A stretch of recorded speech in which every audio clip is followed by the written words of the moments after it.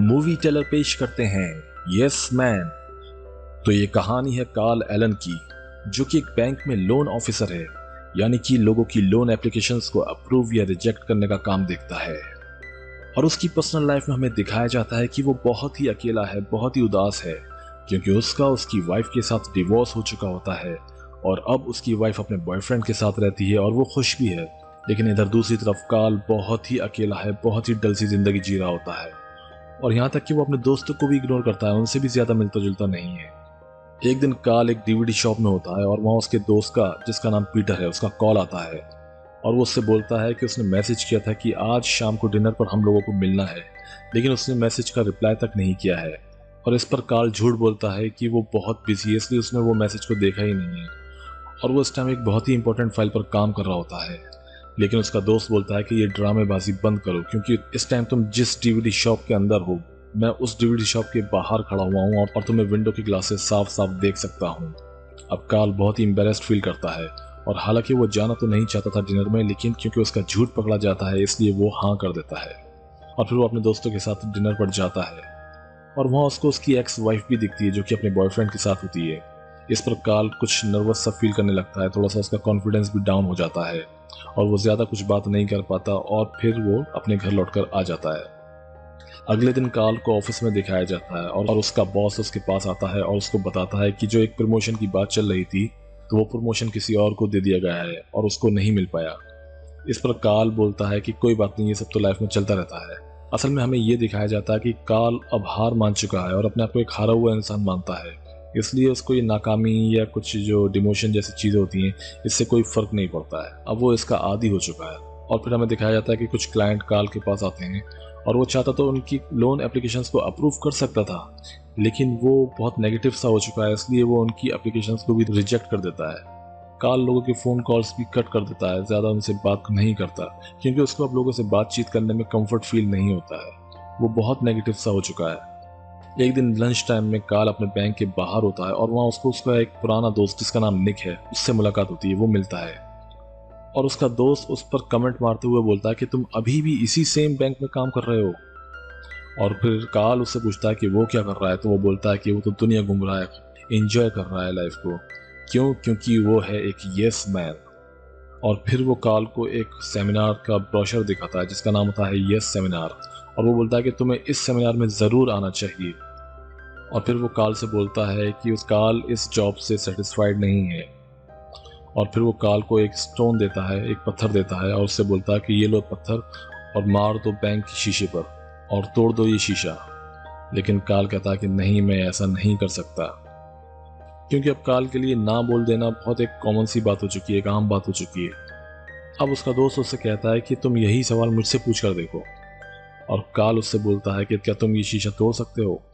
तो उसका दोस्त बोलता है यस, और वो पत्थर बैंक का जो शीशा होता है उस पर मार देता है और शीशा टूट जाता है।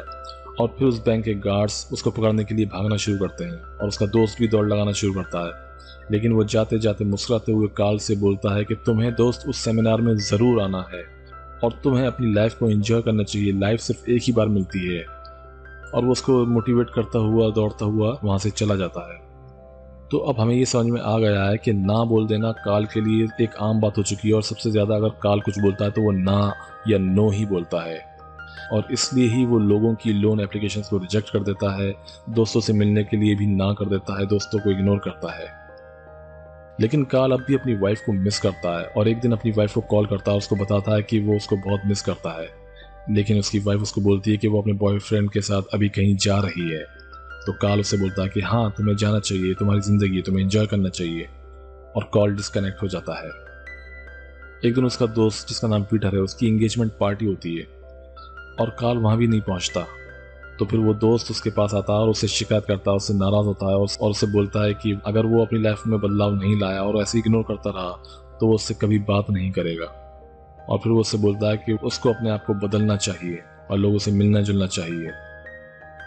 और उसके बाद कार्ल अपने घर में होता है और उसके बाद दिखाया जाता है कि कार्ल की निगाह उस सेमिनार के ब्रोशर पर पड़ती है और कार्ल सोचता है कि उसको सेमिनार में जाना चाहिए, जिस पर निक ने इतना जोर दिया था जाने के लिए, और जाने में कोई बुराई भी नहीं है, तो इसलिए वो वहाँ जाने का डिसाइड करता है। और वो वहाँ पहुँच जाता है और उसको उसका दोस्त भी मिलता है वहाँ पर, और कई सारे लोग बैठे होते हैं। और फिर स्टेज पर मोटिवेशनल स्पीकर आते हैं और वो वहाँ सबसे पूछते हैं कि ऐसा यहाँ पर कौन है जो कि यहाँ फर्स्ट टाइम आया है। तो उसका दोस्त जो कि कार्ल के बगल में बैठा हुआ था, वो मोटिवेशनल स्पीकर को बता देता है कि ये कार्ल मेरा दोस्त पहली बार आया है। तो फिर ये मोटिवेशनल गुरु उससे बोलता है कि यहाँ स्टेज पर आओ, लेकिन कार्ल बोलता है कि नहीं नहीं, no thanks, I am fine here, मैं यहीं ठीक हूँ। गुरु बोलता है क्या, व्हाट, तुमने क्या कहा, नो? और उसने कहा कि यहाँ पर कोई भी नो नहीं बोलता। और फिर सारे लोग उसके ऊपर शाउट करने लगते हैं, no man, no man, no man. एक तरह से उसको चिढ़ाने लगते हैं कि वो एक नो मैन है। और फिर वो मोटिवेशनल स्पीकर कार्ल से बोलता है कि अगर तुम नहीं आ सकते तो मैं तुम्हारे पास आता हूँ। और वो मोटिवेशनल एक बूढ़ा इंसान है और वो कार्ल के पास दौड़ता हुआ आता है और वो कार्ल से बोलता है कि तुम बहुत अकेले हुए और भटके हुए हो और एक बहुत उदास ज़िंदगी जी रहे हो और तुम्हारा कोई भी साथी नहीं है, कोई गर्लफ्रेंड नहीं है, कोई फ्रेंड नहीं है। कार्ल बोलता है कि मेरी ज़िंदगी बहुत टफ है और आप नहीं समझ सकते, और आप नहीं समझ सकते कि मैं किन हालातों से गुजर रहा हूँ। फिर वो मोटिवेशनल स्पीकर उससे बोलते हैं कि तुम मुझसे वादा करो और अपने आप से वादा करो कि आज के तुम हर चीज़ को यस बोलोगे, हर अपॉर्चुनिटी को यस बोलोगे, चाहे वो कोई भी मैटर हो, और तुम कभी ना नहीं बोलोगे। तुम कहीं भी किसी से भी किसी भी अपॉर्चुनिटी पर ना नहीं बोलोगे। अब कार्ल पर उस मोटिवेशनल स्पीकर को और आसपास बैठे हुए सभी लोगों का प्रेशर होता है, इसलिए कार्ल यस बोल देता है, हाँ बोल देता है कि वो ऐसा ही करेगा। और वहाँ बैठे हुए सभी लोग यस यस करके उसको इनकरेज करते हैं, उसका हौसला बढ़ाते हैं। जब वो सेमिनार से बाहर निकलता है और अपनी कार से घर जाने के लिए अपनी कार में बैठ रहा होता है, तभी एक आदमी आता है, एक अजनबी आता है और वो कार्ल से पूछता है कि तुम मुझे लिफ्ट दे सकते हो, मेरे घर तक मुझे छोड़ सकते हो। हालांकि कार्ल मना करने वाला था, लेकिन वहाँ उसका दोस्त निक आ जाता है जिसने उसको इस सेमिनार के लिए इनवाइट किया था, और वो बोलता है हाँ श्योर, क्यों नहीं, ये तुम्हें छोड़ देगा, है ना कार्ल? और फिर कार्ल कहता है यस, छोड़ दूंगा, क्योंकि उसने वादा किया कि वो यस ही बोलेगा, इसलिए वो यस बोल देता है। और फिर वो दोनों कार में होते हैं, यानी वो अजनबी और कार्ल। कार्ल कार चला रहा होता है। वो आदमी फिर कार्ल से बोलता है क्या तुम्हारे पास फ़ोन है? कार्ल फिर उस सेमिनार की वजह से यस बोलता है। और फिर वो आदमी कार्ल के फ़ोन पर बहुत लंबी लंबी बातें कर रहा होता है किसी से, बहुत देर तक फुल टाइम बात ही करता रहता है। और फिर थोड़ी देर बाद उस अजनबी इंसान की मंजिल तक वो लोग पहुंच जाते हैं और वो कार से उतर जाता है। और उतरते वक्त वो कार्ल से पूछता है क्या तुम्हारे पास कुछ पैसे हैं मुझे देने के लिए? और कार्ल फिर कहता है यस, और फिर वो उसको अपने सारे पैसे भी दे देता है। और फिर वो आदमी वहाँ से चला जाता है और कार्ल अपनी कार स्टार्ट करके अपने घर की तरफ जा रहा होता है। और रास्ते में फिर कार्ल की कार का पेट्रोल ख़त्म हो जाता है और अब उसके पास पैसे भी नहीं है, क्योंकि उसने वो पैसे उस आदमी को दे दिए। और उसके फ़ोन में बैटरी भी नहीं होती है, क्योंकि उस आदमी ने लंबी लंबी बातें करके उसकी बैटरी डाउन कर दी होती है। तो फिर कार्ल बहुत अपसेट हो जाता है और फिर वो कार को वहीं छोड़कर पैदल पैदल एक पेट्रोल पंप की तरफ जाता है। और फिर पेट्रोल पंप पे पहुंचने के बाद कार्ल अपने क्रेडिट कार्ड से पेट्रोल परचेस करके एक डिब्बे में पेट्रोल भर रहा होता है। और फिर वहाँ उसी टाइम उस पेट्रोल पंप पर एक लड़की अपनी बाइक पर आती है जो कि बहुत खूबसूरत होती है। और फिर वो कार्ल का एक फ़ोटो खींचती है और उससे बोलती है कि शायद तुम्हारी कार का पेट्रोल ख़त्म हो गया है। और वो बोलती है कि अगर आप चाहो तो मैं तुम्हें तुम्हारी कार तक ड्रॉप कर सकती हूँ।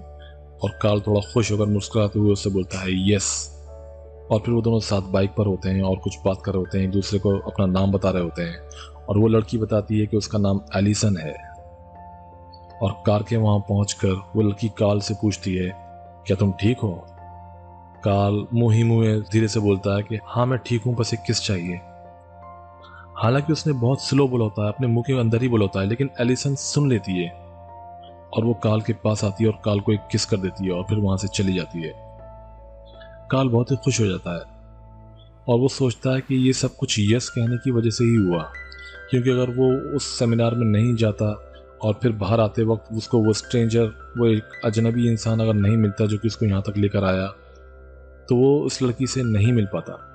और फिर गाड़ी का पेट्रोल खत्म नहीं होता तो फिर वो पेट्रोल पंप तक नहीं आ पाता, और फिर पेट्रोल पंप पर अगर नहीं आता तो वो उस लड़की से नहीं मिल पाता। अब कार्ल फैसला करता है कि वो हर बात में यस ही कहेगा और कभी ना नहीं कहेगा। और जब वो ये सब बातें सोच रहा होता है तो उसके बॉस का कॉल आता है, जबकि हालांकि सैटरडे है, लेकिन उसका बॉस उसको बोलता है क्या तुम ऑफिस आ सकते हो, कुछ काम है? और वो बोलता है यस, और वो ऑफिस चला जाता है। और फिर ऑफिस में दिखाया जाता है कि एक लेडी जो कि एक छोटी सी केक शॉप चलाती है और एक बेकरी का काम करती है, वो उसके पास अपनी लोन एप्लीकेशंस लेकर आई है। उसको कुछ लोन चाहिए होता है और कार्ल उसको यस बोल देता है, यानी उसको लोन दे देता है और वो लेडी बहुत ही खुश हो जाती है। इसके अलावा वो अपने दोस्तों से मिलता है और वो अपने दोस्तों को बताता है कि वो बहुत चेंज हो चुका है और वो हर चीज़ में यस कहता है और बहुत अच्छा महसूस कर रहा है। तो फिर उसका दोस्त जिसका नाम पीटर है, वो वेट्रेस को अपने टेबल पर बुलाता है और मजाक करते हुए बोलता है कि यहाँ खाना और ड्रिंक लाना बंद मत करना, क्योंकि सारा पैसा कार्ल चुकाएगा। और फिर कार्ल से पूछता है ना कार्ल? और कार्ल स्माइल करते हुए बोलता है यस। और फिर यहाँ कार्ल बहुत ड्रिंक कर लेता है और यहाँ खूब डांस करता है और खूब गाने गाता है और बहुत इंजॉय करता है, और ऐसा इंजॉय करता है कि उसने ऐसा इंजॉय अपनी लाइफ में पहले कभी नहीं किया है। और नेक्स्ट मॉर्निंग में हमें दिखाते हैं कि कार्ल के नेबर में, उसकी पड़ोस में एक बूढ़ी औरत रहती है जो कि कार्ल पर लाइन मारती है। जब कार्ल अपने घर से बाहर निकल होता है तो वो कार्ल से बोलती है कि क्या वो उसके घर की शेल को ठीक कर सकता है क्या। कार्ल इस पर यस बोल देता है और वो उसके घर में चला जाता है और उसकी शेल को ठीक कर रहा होता है। उसके बाद वो लेडी कार्ल को सेक्सुअल हरेस करने लगती है और फिर इस पर कार्ल नो कहकर उसको ये सब करने से मना करके उसके घर से बाहर निकल जाता है। और जब वो घर से बाहर निकल जाता है तो उसकी शर्ट दरवाजे में अटक जाती है और उसको निकालने के चक्कर में वो सीढ़ियों से फिसल कर गिर जाता है। और जब वो गिर के नीचे की तरफ आता है तो वहाँ एक कुत्ता भी आ जाता है जो कि उसको लगभग काटने वाला होता है। और फिर कार्ल सोचता है कि जब तक वो यस बोल रहा था तो सब कुछ अच्छा हो रहा था उसके साथ, लेकिन अब आज उसने जैसे ही नो बोला तो वो लगभग अपनी हड्डियां तोड़वा चुका था और एक कुत्ते से अपने आप को कटवा चुका था, लेकिन थैंक गॉड कि वो बच गया। अब कार्ल कम्प्लीटली चेंज हो चुका है और वो सोचता है कि अब वो कभी भी किसी से भी नो नहीं बोलेगा और वो हमेशा यस ही बोला करेगा। और इसके बाद उसकी लाइफ में बहुत सारे चेंजेस आना शुरू हो जाते हैं, जैसे कि वो गिटार बजाना सीखता है, प्लेन उड़ाना सीखता है और इसके साथ ही साथ वो कोरियन लैंग्वेज भी सीखता है। और ऑफिस में उसके बॉस का उसके साथ रिलेशन पहले बहुत बुरा था, बहुत डल सा था, लेकिन अब उसका उसके बॉस के साथ बहुत अच्छा रिलेशन हो चुका है, उन दोनों की बहुत पटती है और वो सभी लोगों का लोन अप्रूव कर देता है, किसी को भी ना नहीं करता, चाहे वो लोन छोटे हों या बड़े हों। और सभी लोग कार्ल को पसंद करने लगे हैं और ज़्यादातर लोग इसी बैंक में आते हैं। उसके ऑफिस के बाहर एक बार ओनर होता है जो कि अपनी पैम्फलेट से अपने बार का एडवर्टाइज कर रहा होता है। वो अक्सर हमेशा उसको मिलता था, लेकिन कार्ल हमेशा उससे नो बोल के निकल जाता था, उससे बात नहीं करता था। लेकिन आज वो उसके पास रुकता है और उसका पैम्फलेट देखता है और उससे बोलता है यस, मैं तुम्हारे बार में ज़रूर आऊँगा आज शाम को। और वो उसकी तारीफ करता है कि तुम बहुत अच्छा काम कर रहे हो। वो आदमी भी खुश हो जाता है और शाम को वो कार्ल उस बार में जाता है और वहाँ देखता है कि वहाँ एलिसन है जो कि सिंगिंग कर रही है, गाना गा रही है। और उसके बाद जब उसका गाना खत्म हो जाता है तो एलिसन कार्ल के पास आती है और वो दोनों बात करते हैं और वो कार्ल से पूछती है क्या तुम मेरा पीछा कर रहे हो। तो इस पर कार्ल बोलता है कि नहीं नहीं, ऐसा कुछ नहीं है, मैं तो ऐसे ही यहाँ आया था। और फिर वो दोनों बाहर वॉक करते हुए दिखाई देते हैं, रात में दोनों साथ वॉक कर रहे होते हैं। और एलिसन कार्ल को बताती है कि वो रात को यहाँ सिंगिंग करती है और दिन में फोटोग्राफी क्लासेस चलाती है और कार्ल से उसकी फोटोग्राफी क्लास में आने के लिए बोलती है। इस पर कार्ल यस बोलता है कि वो कल ज़रूर आएगा। और लेट नाइट में कार्ल जब अपने घर पर सो रहा होता है तो उसके दोस्त का कॉल आता है और उसको पार्टी में आने के लिए बुलाता है। हालांकि बहुत रात हो चुकी होती है, लेकिन फिर भी कार्ल यस बोलता है और वहाँ चला जाता है और वहाँ पर भी वो खूब ड्रिंक करता है और खूब इंजॉय करता है। और फिर दूसरे दिन सुबह सुबह कार्ल एलिसन की क्लास में पहुँचता है, उससे मिलता है और उसके साथ एक्सरसाइज करता है, उसके साथ दौड़ लगाता है और फोटोग्राफी भी करता है और खूब इंजॉय करता है। अब कार्ल की लाइफ कम्प्लीटली चेंज हो चुकी होती है और ये सब कार्ल के यस कहने की वजह से हुआ होता है। अब कार्ल स्माइल करता रहता है, मुस्कुराता रहता है और बहुत ही एनर्जेटिक और बहुत ही पॉजिटिव रहता है। और ये सब एलिसन को बहुत पसंद आता है क्योंकि कार्ल हमेशा स्माइल करता है और एक जिंदा दिली से उससे मिलता है और इन दोनों की बहुत अच्छी दोस्ती हो चुकी होती है। और अगले दिन रात में ये दोनों फिर मिलते हैं और बाइक पर फिर राइड करने निकलते हैं और इस बार ड्राइव कार्ल करता है और ये दोनों खूब इंजॉय कर रहे होते हैं। और फिर ये दोनों एक खाली स्टेडियम में पहुंच जाते हैं और वहाँ काफ़ी टाइम स्पेंड करते हैं और वहाँ एक दूसरे को पसंद करना शुरू कर देते हैं।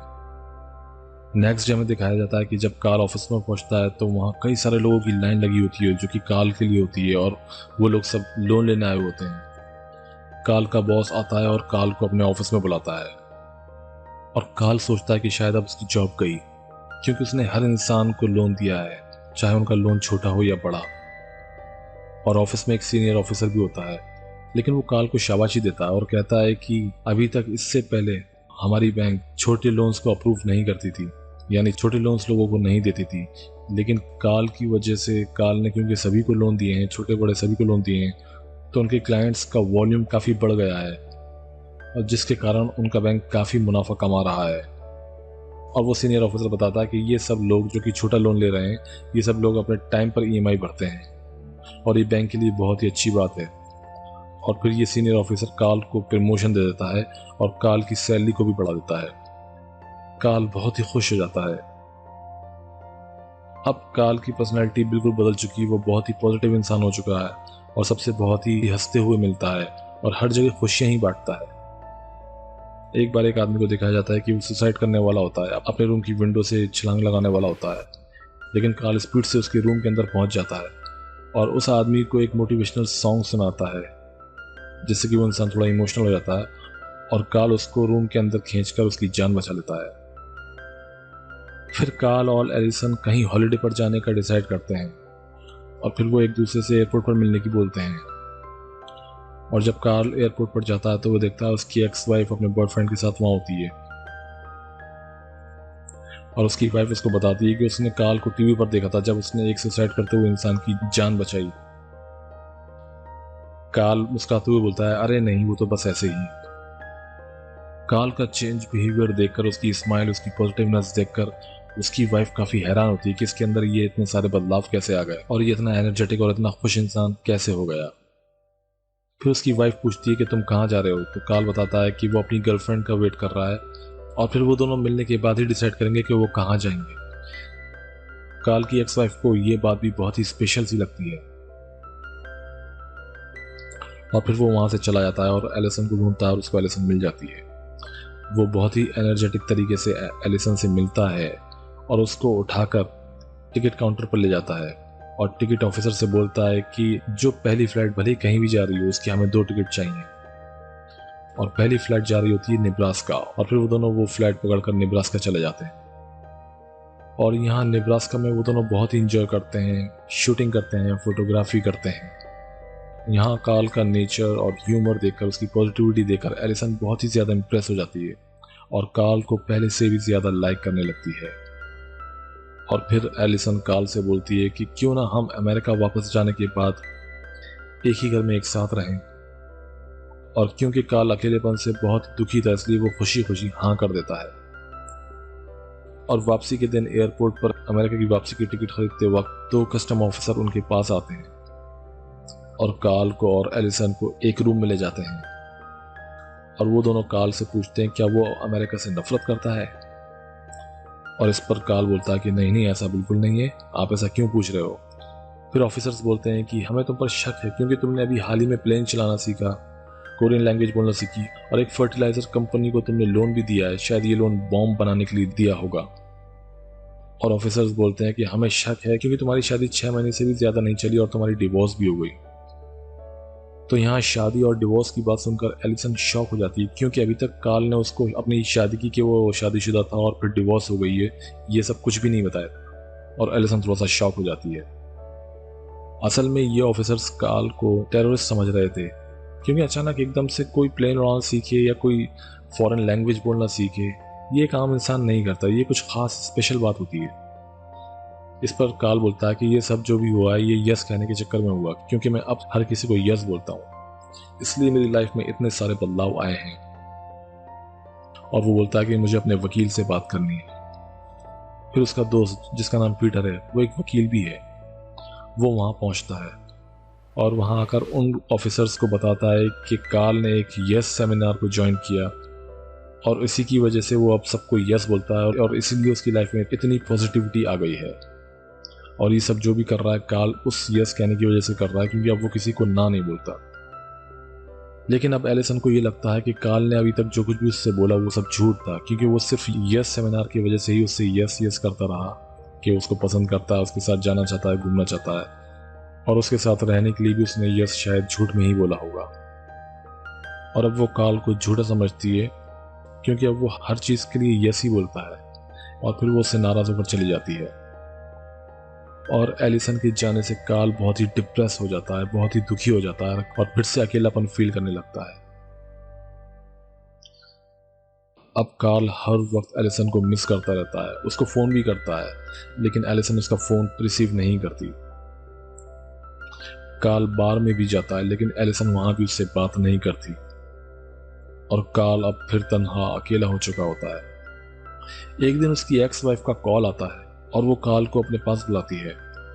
जब कार्ल वहाँ पहुँचता है तो उससे बोलती है कि वो वापस आना चाहती है और कार्ल के साथ रहना चाहती है, क्योंकि उसके बॉयफ्रेंड के साथ ब्रेकअप हो गया है और अब वो अपने बॉयफ्रेंड के पास वापस नहीं जाना चाहती।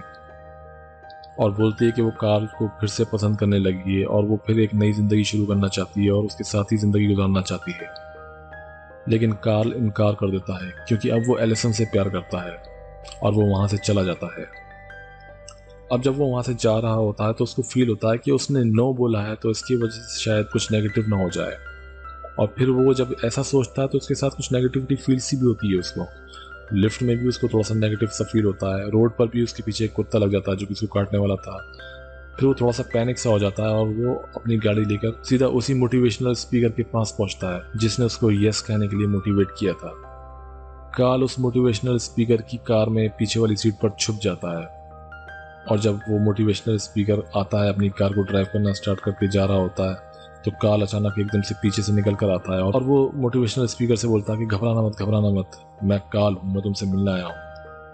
लेकिन वो मोटिवेशनल स्पीकर थोड़ा चौंक जाता है, घबरा जाता है, डर जाता है, इसलिए उसकी कार उसके कंट्रोल से बाहर हो जाती है और उनका एक्सीडेंट हो जाता है। और फिर दिखाया जाता है कि दोनों एक ही हॉस्पिटल में एडमिट हैं और कार्ल के होश में आने पर कार्ल उस मोटिवेशनल स्पीकर से बोलता है कि तुम्हें यस कहने का रूल बदलना पड़ेगा। तो गुरु बोलता है कि ऐसा कोई रूल है ही नहीं, मैंने कभी तुमसे ये नहीं बोला कि तुम्हें हमेशा यस ही बोलना है। और उसने बोला कि तुम्हें यस केवल जब ही बोलना है कि जब तुम्हारा दिल माने, लेकिन ऐसा नहीं है कि अगर तुम ना बोलोगे तो तुम्हारे साथ कुछ बुरा ही होगा या यस बोलोगे तो अच्छा ही होगा, ऐसा कोई रूल नहीं है।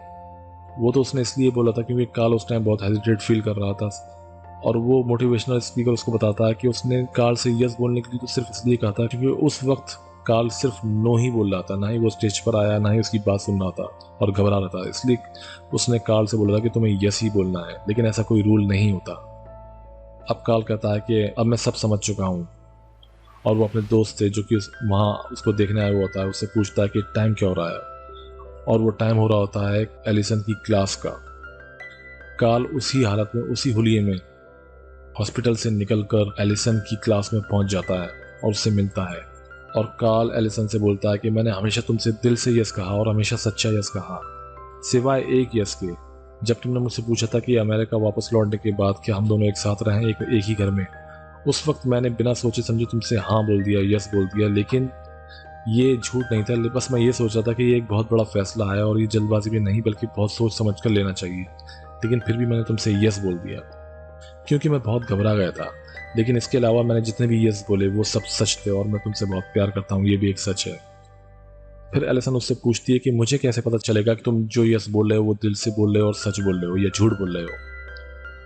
कार्ल उसकी बात को बदलते हुए कहता है कि अगर वो यस कहना स्टार्ट नहीं करता तो क्या वो उससे मिल पाता, और वो उसको पूरी स्टोरी भी बताता है, पूरी स्टोरी भी समझाता है कि वो उससे कैसे मिला, कि वो उससे यस बोलने की वजह से कैसे मिला। और वो एलिसन से पूछता है कि मेरे इस यस कहने की वजह से मेरे अंदर जो पॉजिटिविटीज़ हैं इसी की वजह से तुमने मुझे पसंद किया, अगर मेरे अंदर ये सब पॉजिटिविटीज़ नहीं होती क्या तुम मुझे पसंद करती। और वो बोलता है कि मुझे कोई भी पसंद नहीं करता था जब तक मैं यस नहीं बोलता था और नो बोलता था। और कार्ल बोलता है कि तुम अपनी ज़िंदगी को बहुत इंजॉय करती हो, तुम्हें जो अच्छा लगता है, तुम जो चाहती हो वो करती हो, लेकिन ये बात भी सच है कि मैं तुमसे बहुत प्यार करता हूँ और बहुत ही ज़्यादा प्यार करता हूँ और तुम्हें हमेशा खुश रखूँगा। एलिसन स्माइल करती है और उसको पक्का यकीन हो जाता है कि कार्ल अब सच बोल रहा है और वो दोनों गले लगते हैं, किस करते हैं और यहीं इस मूवी की हैप्पी एंडिंग हो जाती है। तो ये कहानी हमें सिखाती है कि पॉजिटिविटी और नेगेटिविटी में दोनों में ही एक चमत्कार है। अगर हम नेगेटिव हैं या नो बोलते रहते हैं या हर चीज़ के अंदर नेगेटिव रिस्पॉन्स दे रहे हैं तो हमारी लाइफ के अंदर नेगेटिविटी ही बढ़ेगी, कोई ख़ास बदलाव नहीं आएंगे। लेकिन इसके उल्टा अगर हम पॉजिटिव हैं, एनर्जेटिक हैं, यस बोलते हैं, हाँ बोलते हैं, अब हर अपॉर्चुनिटी को एक्सेप्ट करते हैं और उसके अंदर एंटर होते हैं तो हमारी लाइफ खुशियों से भर जाती है। और पूरी लाइफ ही पॉजिटिव हो जाती है। जैसा कि हमें काल की लाइफ से दिखाया गया, जैसा कि हमें काल की स्टोरी में दिखाया गया है कि जब तक वो नो बोल रहा था तो उसकी लाइफ बहुत डल थी, बहुत नीरस थी, यहाँ तक कि उसकी वाइफ भी उसको छोड़कर चली गई थी।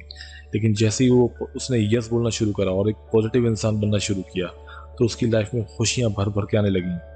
प्लेन वो पहले भी उड़ान सीख सकता था, कोरियन पहले भी सीख सकता था, लेकिन नहीं, ऐसा उसने कभी नहीं किया था। ऐसा बस यस बोलने की वजह से, पॉजिटिव होने की वजह से, जब अब वो किसी को ना नहीं बोलता है, इसी वजह से उसकी लाइफ में इतनी पॉजिटिविटीज आई। तो ये कहानी हमें यही सिखाती है कि पॉजिटिव बने रहो जिंदगी में, चाहे कितना भी दुख आ जाए, कितनी भी तकलीफें हों, लेकिन अपनी हिम्मत मत हारो और हमेशा पॉजिटिव बने रहो। तो ये थी फिल्म यस मैन की कहानी।